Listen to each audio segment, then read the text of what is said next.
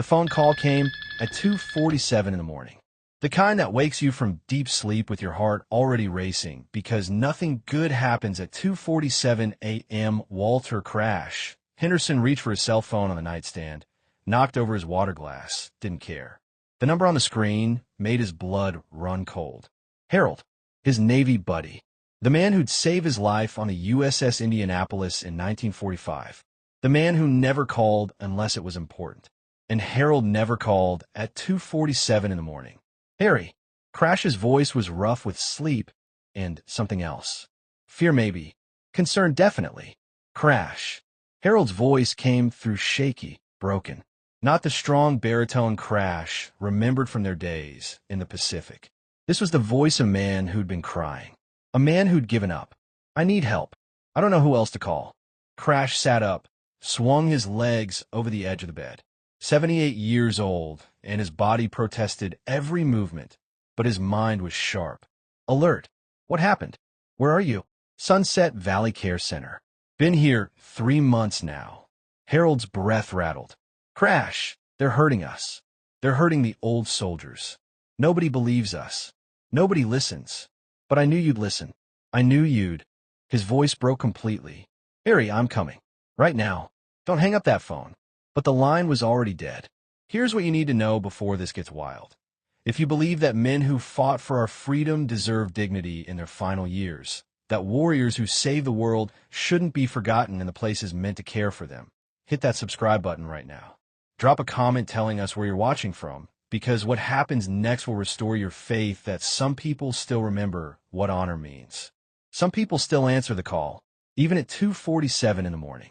Walter Crash. Henderson got his road name in 1972 when he laid down his Harley at 70 miles an hour to avoid hitting a station wagon full of kids.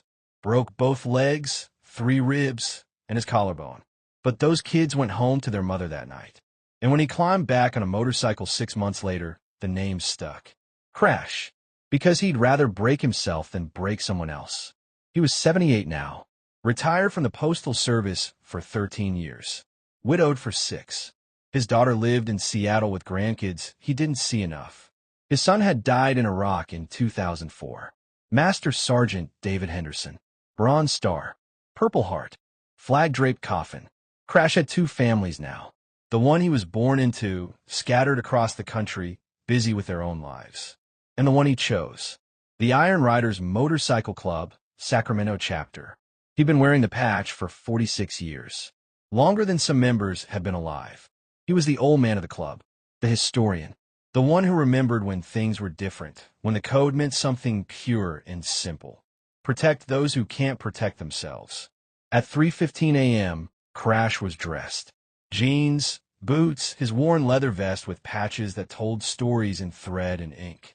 He grabbed his phone, scrolled through contacts, found the name he needed. Sledge. Wake up. On the other end, Russell Sledge Morrison groaned. He was the current president of the Sacramento Iron Riders. 52 years old, built like the construction equipment he operated for a living, and he'd never heard Crash sound like this. Not in 20 years of riding together. What's wrong? Harry's in trouble. Real trouble. I need the brothers. All of them. Sledge didn't ask questions. Where and when? Clubhouse. 1 hour. Make the calls. By 4:30 a.m., 37 Iron Riders were gathered in the warehouse that served as their clubhouse. Not everyone. Some lived too far away. Some had jobs they couldn't leave. But 37 answered the call in the middle of the night, because that's what family does. Crash stood at the front of the room. Behind him, a projector showed a photo on the wall. 2 young sailors, barely 20 years old, grinning in their whites. 1945. The war was ending. They'd survived when so many hadn't. That's me and Harold Finch, Crash said, his voice steady but his hands shaking slightly. USS Indianapolis. We were in the water together for 4 days after the ship went down. 880 men went into the Pacific. 316 came out. Harry pulled me onto a piece of debris when I was too tired to swim anymore. Held on to me when the sharks came. Made me promise I'd make it home. Made me promise I'd live. The room was silent. These men and women knew the story. The Indianapolis had delivered components for the atomic bomb, then was torpedoed on the way back. The survivors floated in the ocean for days, attacked by sharks, dying of dehydration, going mad from drinking salt water. It was one of the worst naval disasters in American history. Harry saved my life, Crash continued. And tonight he called me at 2:47 in the morning from a nursing home called Sunset Valley Care Center. He said, "They're hurting the veterans." He said nobody believes them. Then the line went dead. Sledge stepped forward. "What do you need?" "I need to go see him, but I don't want to go alone. Because if what Harry says is true, if someone's hurting him, hurting the other vets," Crash's jaw tightened. "I want witnesses.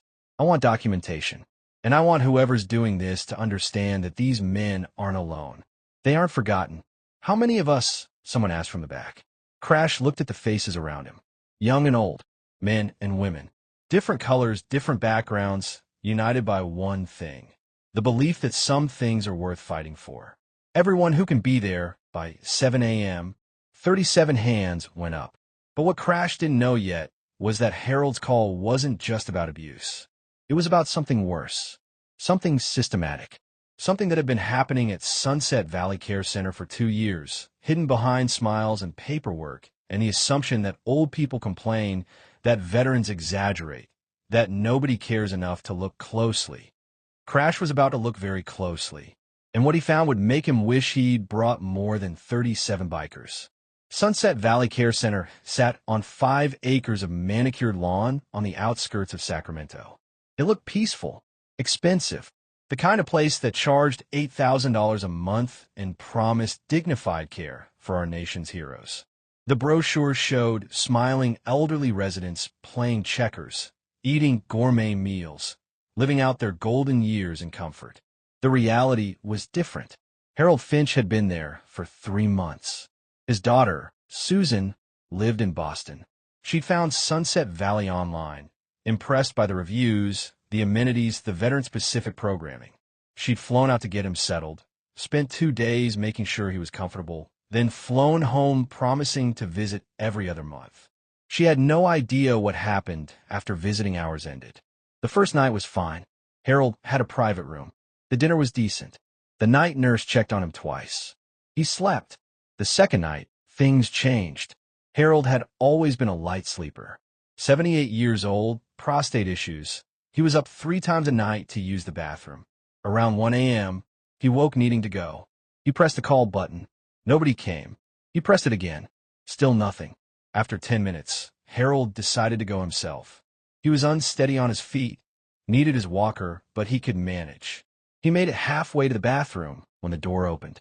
Derek Vance, night shift orderly, 28 years old, 6'2", and in the 3 months Harold had been there, Derek had made it clear he didn't like working with old people. Didn't hide his contempt. Didn't pretend to care. "What are you doing out of bed?" Derek's voice was sharp, annoyed. "I needed the bathroom. I called, but nobody."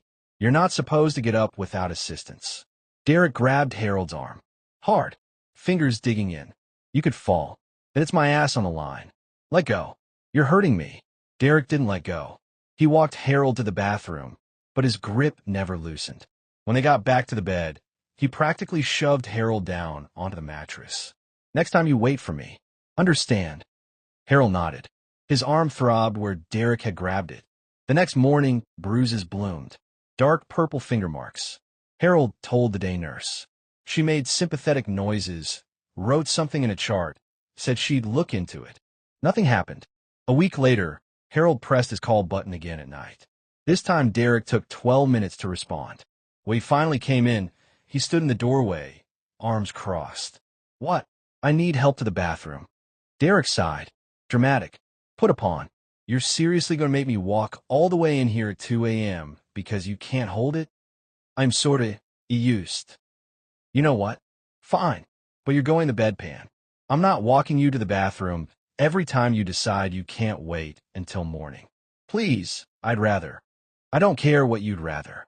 Derek pulled a bedpan from the cabinet, handed it to Harold. "Figure it out." He left Harold alone, humiliated, struggling. It got worse. Harold started noticing things. The way Derek talked to the other veterans on the floor. The shortcuts he took, leaving residents in wet sheets because changing them at night was too much work.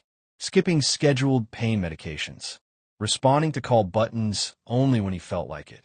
And the others noticed too. Roger, a Korean War vet, in room 204. Frank, who'd been at D-Day, in room 208. Tom, a Vietnam vet, in room 211. They talked about it during the day in the common room when the day staff was around and everything seemed fine. But at night, when Derek was on duty, they were all afraid. Roger tried to file a complaint. The nursing home administrator, a woman named Patricia Sterling, met with him. She listened, nodded, said all the right things. Then nothing changed. Derek kept working the night shift. The abuse continued. Frank's daughter visited and noticed the bruises on her father's arms. Frank told her what was happening. She called the administrator. Patricia assured her it was being handled. It wasn't. They were trapped. Most of them couldn't walk without assistance. Couldn't drive. Couldn't just leave. Their families had paid thousands of dollars up front. Moving meant losing that money, finding another facility, disrupting their lives. And who would believe them? They were old. They forgot things. They complained about everything, right? Harold held out for 3 months. Tried to tough it out. Tried to tell himself it wasn't that bad. But then last night, something happened that broke him. Derek came in for the 1 a.m. rounds. Harold had wet the bed. It happens at 78. It's not something you can control. Harold had pressed the call button immediately, embarrassed, needing help. Derek stood in the doorway and laughed. Actually laughed. You're kidding me. You pissed yourself? Or are you a baby? I am sorry. I couldn't. Save it. You know what? You can sleep in it. Maybe next time you'll learn to control yourself. Derek turned off the light and left. Left Harold lying in his own waste. Cold. Vet. Humiliated beyond words. And that's when Harold decided. He'd rather die than spend another night like this. He found Crash's number in his phone. The number he'd kept for 50 years, but never called because he didn't want to be a burden, didn't want to admit he needed help. But at 2:47 a.m., lying in a wet bed in the dark, Harold finally made the call. Now, at 6:45 a.m., 37 motorcycles were pulling into the Sunset Valley Care Center parking lot. The morning shift was just arriving. Nurses, orderlies, kitchen staff. They watched as the bikers dismounted, removed helmets, formed up. Not aggressive, not threatening, just present, visible, undeniable. Crash walked toward the entrance. Behind him, his brothers and sisters in leather. 37 strong, 37 witnesses. The receptionist looked up as they entered. Her eyes went wide. Can I help you? I'm here to see Harold Finch. Room 206. Visiting hours don't start until 9 a.m. Crash leaned on the counter. Not threatening. Just tired. Just a 78-year-old man who'd been up since 2:47 a.m. worried about his friend. Ma'am, I'm a Navy veteran. So is Harold. We served together. He called me in the middle of the night asking for help. I'm not leaving until I see him. The receptionist looked at the 36 other bikers filling the lobby. Looked at Crash. Made a decision. Let me get the administrator.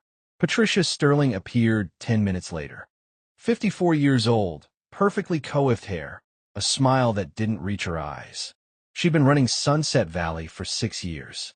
It was profitable, very profitable, and she'd learned that profit margins improved when you cut corners. Fewer night staff, lower quality food, stretching supplies. The complaints didn't matter. Old people always complained, and their families rarely checked closely enough to know the difference.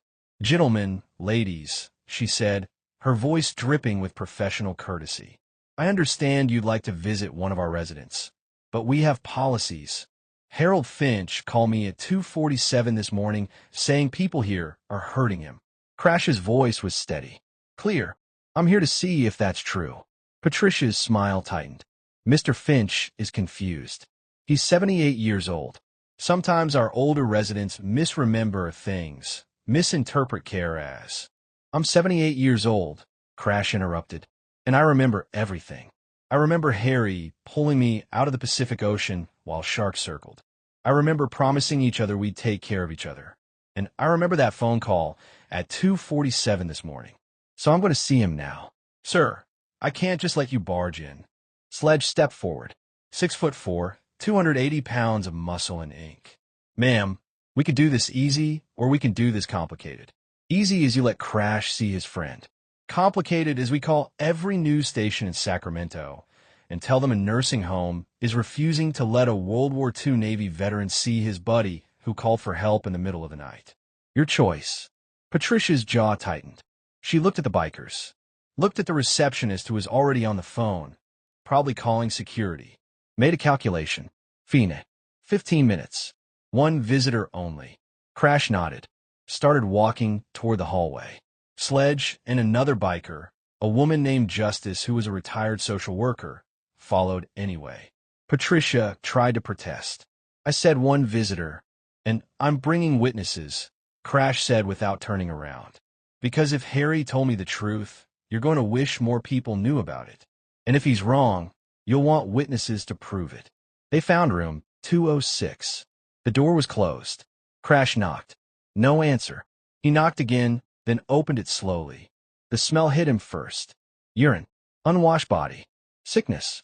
Harold lay in the bed, still in wet sheets from last night. No one had changed them. No one had come. Crash's vision went red. Harold turned his head, saw Crash, and the strongest man Crash had ever known started crying. You came. You actually came. Crash crossed the room in 3 steps, put his hand on Harold's shoulder, felt how thin he was, saw the bruises, saw everything. Yeah, brother. I came. His voice broke, and I brought help. Justice was already on her phone, taking photos, documenting, calling people, because this wasn't just neglect. This was abuse. This was systematic failure to care for the most vulnerable people in our society. And the Iron Riders were about to make sure everyone knew. But they didn't know yet about the other 9 veterans on this floor.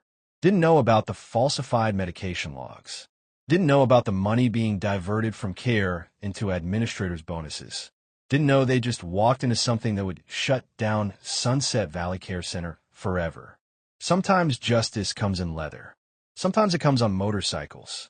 And sometimes it comes at 7 a.m. on a Thursday morning because one old sailor remembered the promise he made 78 years ago. Take care of each other. By 8:30 a.m., Justice had made 12 phone calls.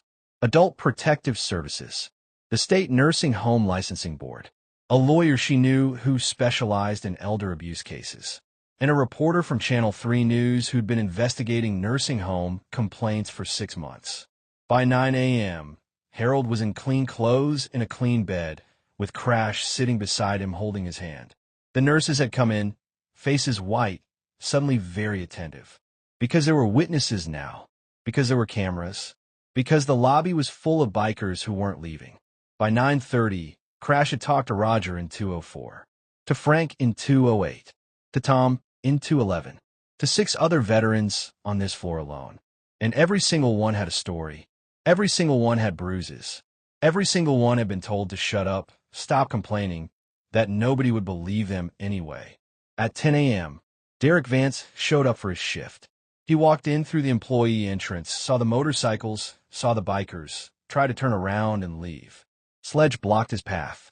Derek Vance? Derek's eyes went wide. Who's asking?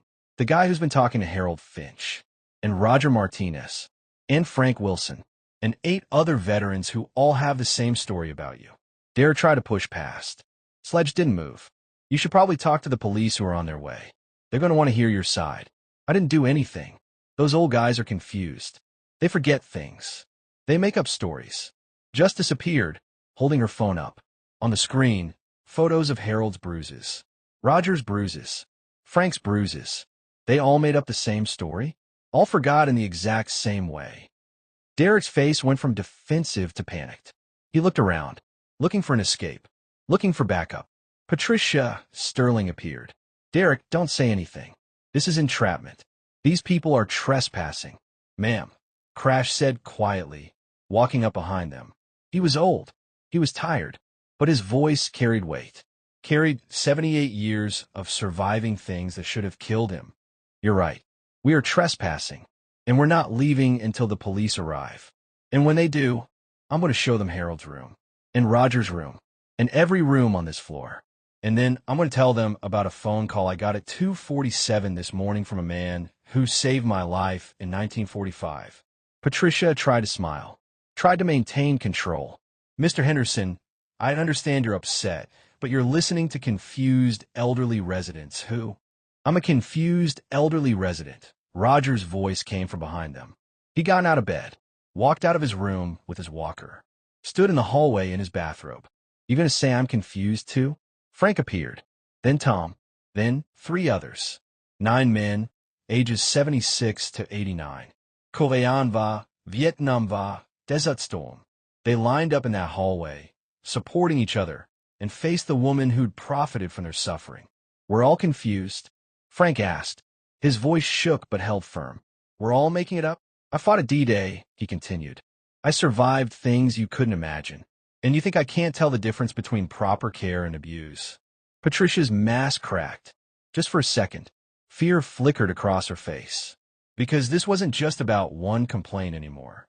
This wasn't just one confused old man. This was 9 veterans supported by 37 bikers, documented by cameras, with state officials already on the way. At 10:45 a.m., the police arrived. Adult Protective Services came at 11 o'clock. The state licensing inspector at 11:30.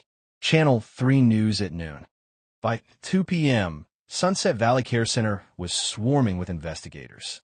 They found falsified medication logs, found supplies that had been ordered but never delivered, the money pocketed, found staffing records showing minimum required employees when half that number were actually working, found complaints that had been filed and buried, found a pattern of abuse spanning 2 years. Derek Vance was arrested. Patricia Sterling was placed on administrative leave pending investigation. The entire night shift staff was suspended, but the Iron Riders didn't leave. They stayed all day, rotating shifts, making sure every veteran on that floor knew they weren't alone, making sure no one could sweep this under the rug. Crash sat with Harold until 6 p.m. They didn't talk much, didn't need to, just sat there like they had on that piece of debris in the Pacific Ocean. 2 old sailors who'd survived the impossible together. You kept your promise, Harold said finally. You came when I called. Always will, brother. Always. By evening, families were arriving. Susan, Harold's daughter, flew in for Boston. She walked into that room, saw her father with a biker holding his hand, saw the bruises, saw everything she'd missed. And she broke down. I didn't know. I should have known. I should have visited more, should have called more. Don't, Harold said gently. They were good at hiding it. They're professionals at making families think everything's fine. Roger's son drove up from Los Angeles. Frank's daughter came from Reno. Tom's wife, who'd been visiting every Sunday and never saw anything wrong during visiting hours, stood in the hallway crying and apologizing. The families gathered in the common room. 16 people, all feeling guilty, all angry, all demanding answers. And 37 bikers stood with them, not as guards, as witnesses, as proof that someone gave a damn. At 8 p.m., Channel 3 News aired their story. Abuse at local veterans' nursing home exposed by motorcycle club. The footage showed Harold's room, showed the bruises, showed 9 veterans standing in a hallway, refusing to be silent anymore. Showed Crash talking about that phone call at 2:47 a.m. By 9 p.m., the story was viral. Social media exploded. Veterans groups nationwide shared it. Politicians issued statements. The state attorney general announced a full investigation. By 10 p.m., 17 other nursing homes in California were being investigated for similar complaints that had been ignored. One phone call. One man who remembered a promise made 78 years ago. One group of bikers who showed up because that's what family does. 6 months later, Harold Finch lived in a different facility, one that had been inspected, approved, and was now being monitored monthly by a task force that included veteran advocacy groups. Susan visited every month, sometimes twice. She'd quit her job in Boston, moved to Sacramento to be closer. Some things mattered more than career. Roger and Frank and Tom were there too. The 9 veterans from that floor had stayed together, requested rooms near each other, became a family forged in survival. Crash visited every Thursday. brought other Iron Riders with him on rotation. They'd sit with the vets, listen to stories, make sure everything was okay, make sure no one felt forgotten. Derek Vance pleaded guilty to elder abuse charges. 3 years in prison. Patricia Sterling was charged with fraud and neglect. Her trial was pending, but she'd never work in healthcare again. Sunset Valley Care Center closed permanently. 37 other residents were relocated to better facilities. The building sat empty, a monument to what happens when profit matters more than people. But the real story wasn't about the abuse. It was about what came after. The Iron Riders started a program, Veteran Visitation. Every chapter in California adopted a nursing home, visited regularly, became extra eyes, extra ears, made sure the warriors who'd fought for freedom weren't forgotten in their final years. It spread to other states: Oregon, Washington, Nevada, Arizona. Motorcycle clubs across the country signing up to protect the elderly, to be present, to remember. Harold gave an interview on his 79th birthday. The reporter asked him what he'd learned from all this. "I learned that the men I fought beside in 1945 are still fighting beside me," Harold said. The uniforms changed. Crash wears leather now instead of navy whites. But the bond hasn't changed. The promise hasn't changed. We take care of each other. From a Pacific Ocean to a nursing home hallway, nothing's changed. He looked at the camera, at everyone watching, at every veteran, every elderly person, every family member worried about someone they loved and care. And I learned that it's never too late to ask for help. Never too late to make that call. Never too late to remember that you're not alone. Crash stood beside him, 78 years old, still wearing his patch, still keeping his promises. I also learned, Crash added, that the scariest-looking people sometimes have the biggest hearts. That leather and tattoos don't define character. That family isn't about blood. It's about showing up. At 2:47 in the morning, at 7 a.m. on a Thursday, whenever someone needs you. The reporter asked her final question. What would you say to other veterans in similar situations? Harold and Crash looked at each other. That look that passes between men who've survived the impossible together. Then Harold spoke. I'd say make the call. Find someone who remembers what loyalty means, what honor means. And I'd say there are still people in this world who care, who will show up, who will stand with you. And if you can't find them, Crash added, find a motorcycle club. Find the Iron Riders. Find the Saint Road. Find any group of people who understand that protecting the vulnerable isn't optional. It's the code. If this story moved you, if it made you think about the elderly veterans in your own community, do 3 things right now. First, hit that subscribe button, because stories like this matter.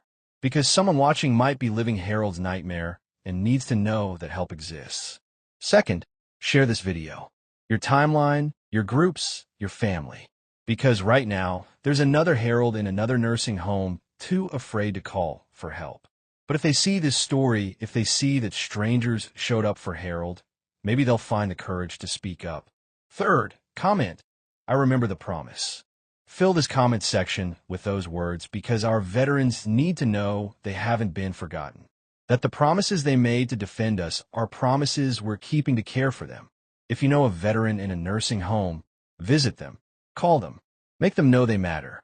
Because everyone deserves dignity in their final years. Everyone deserves to be seen, to be heard, to be protected. And if you're a biker watching this, consider starting a visitation program in your area.